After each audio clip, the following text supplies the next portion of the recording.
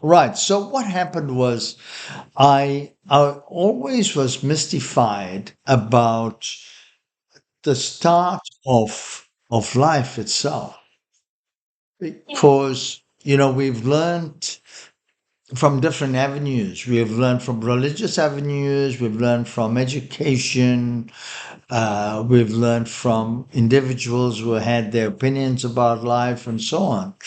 And so I was in a position now of thinking, I'm confused actually. My position was confused because I didn't know who to believe. Who do I turn to? Do I turn to religious doctrines? Do I turn to science? Do I people in the know-how, or do they know? That's the question, right? So I went to bed asking this question and saying, I want to know the truth. I want to know the truth about life. So I got up in the morning. That happened last week sometime. And I got up in the morning and there was the answer in my head. And I said, wow, wow, what a realization this is.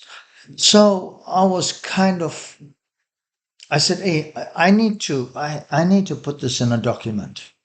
I need to tell the truth so people can learn. So I got this article named Truth, just not the truth, truth. And my own spiritual education gave me some indication. My own scientific knowledge gave me some indication. But the knowledge that I got here was so different. So it goes like this. And looking at some of the old texts of India, where part of the truth was disclosed and not the complete truth, part of the truth. I don't know for whatever reason, right? So and what I got in my head tied up with part of that truth and more was so incredible. Wow. And what happened was the first stages of life. I'm going to cut out all the parts of how creation began and so on. I'll leave all that parts out. Let's start where Earth was created, right? Yeah. Where Earth was created. When Earth was created, something happened where even if you look at the Holy Bible, for instance, it says that heavens was created before Earth. Heavens was created. Angels were created before Earth was created. So that means there existed celestial beings, which we call angels, in the celestial planes. Not heavenly planes, but celestial planes. Heavenly planes is different. It's a different dimension to celestial planes. So these celestial beings existed in this realm, and the divine decides, let us create life on earth. Right. So it created life on earth. Now it created life, and not only did it create life, but it created an evolutionary process and as well. So there's this question, which came first, the chicken or the egg? People always say, which came first, the chicken or the egg? Yeah. So the answer was very clear. Both came first. The chicken and the egg came first.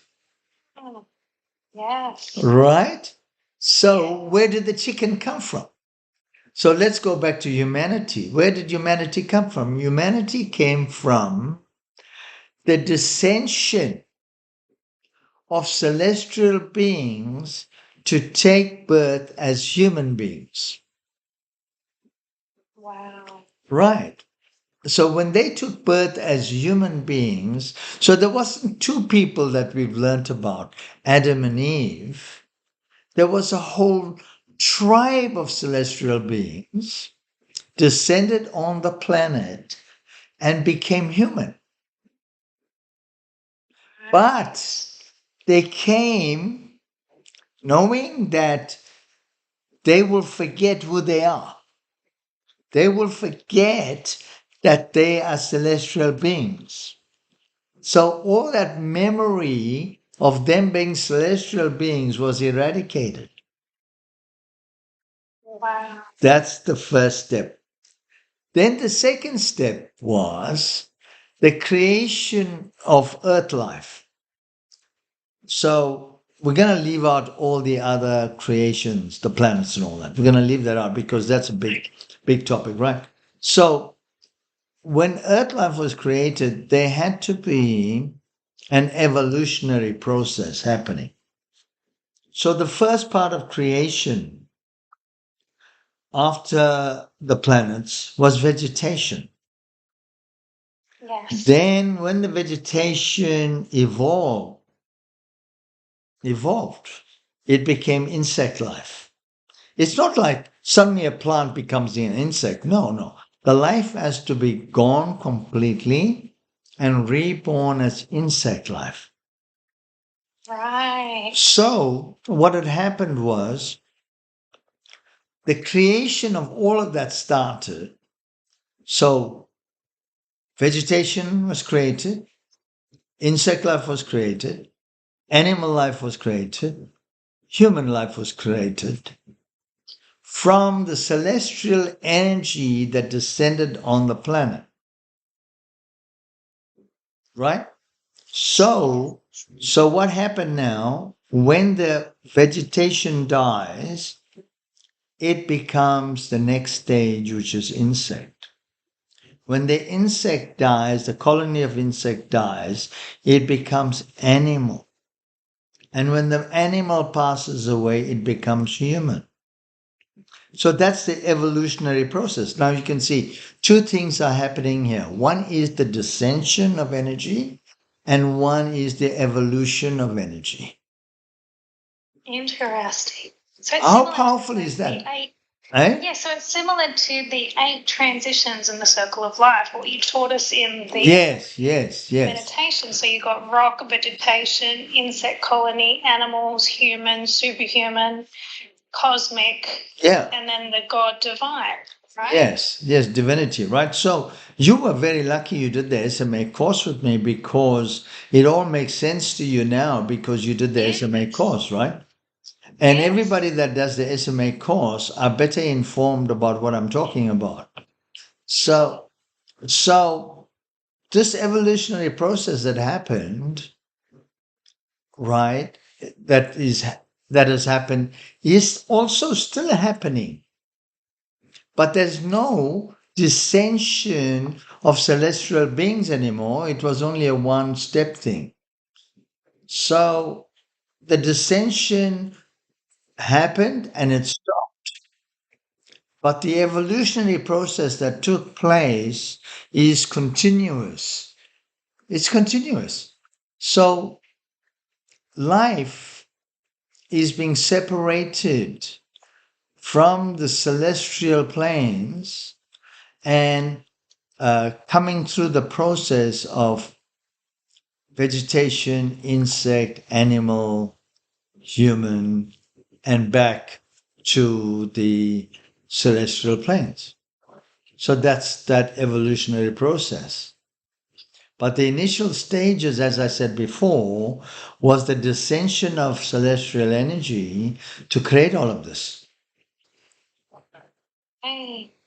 Wow. So that ties up. Together. Yeah, so it ties up with what Indian mythology is saying. Indian mythology says the first tribe was known as Manu, representing man, Manu, right? And Manavas was the tribe. The tribe was not just one tribe, but a community of tribes. Community of tribes.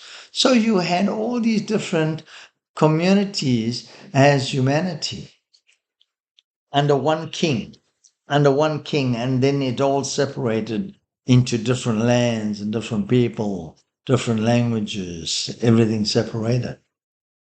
Wow. My mind is blown. It is absolutely fascinating. Absolutely fascinating. I finally got the answer. I finally got the understanding of how this has come about.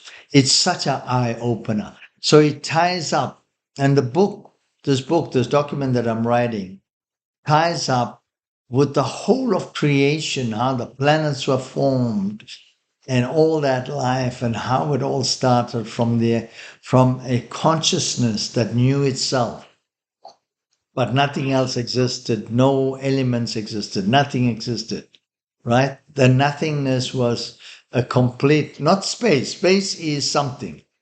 Space is, when you look at space, it's something. But this nothingness means no thing, no elements. So when it was created, the elements were the first things to be created. When this vibration started, the elements were the first things created. The water, the fire, the space, air, all of this was created in one big bang. And then everything came into being. Wow. It's just incredible. What amazing information that you have there. It's just it puts my mind at ease. If nobody else believes it, that's okay. But it puts my mind. That for sure. Yeah. It put my mind at ease on how creation began, and it's so clear, so clear. And you describe it perfectly as well. It's very clear, and I cannot wait to read your transmission. No, well, it's gonna be. Consciousness is that nothingness. Right. Okay. That's very easy to understand. Okay. Let us say that you are standing on a spot, or you're suspended in the air by something. Say you get a hook and you hook yourself up to something, and you just suspended in the air and you have your eyes closed.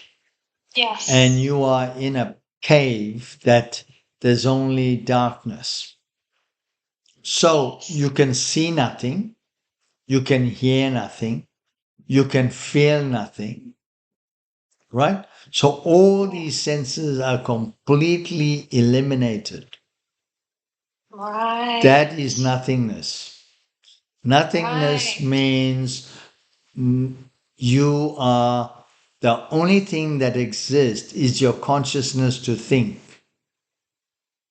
Right. Your consciousness to think, to be aware that you exist. You know you exist, right? But you can't see anything. You know you exist, but you can't hear anything. You know you exist, but you can't feel anything. That is consciousness of God. Wow. So it's very similar. What I'm being shown is like when we did the exercise where we put the finger over the eye, the Right. nose, the mouth, Yeah. right? Yeah. There's just that nothingness there. Is it like a similar feeling there? That's right. That's right. Yeah. That's the nothingness, that is the consciousness. So everything is nothing and nothing is everything, right? Which means that in this nothingness, when you open your eyes and you can hear and you can feel, there is something. When you shut everything, there is the nothing. So nothing becomes everything and everything becomes nothing. I love that. That's worded perfectly. Yeah. Yeah.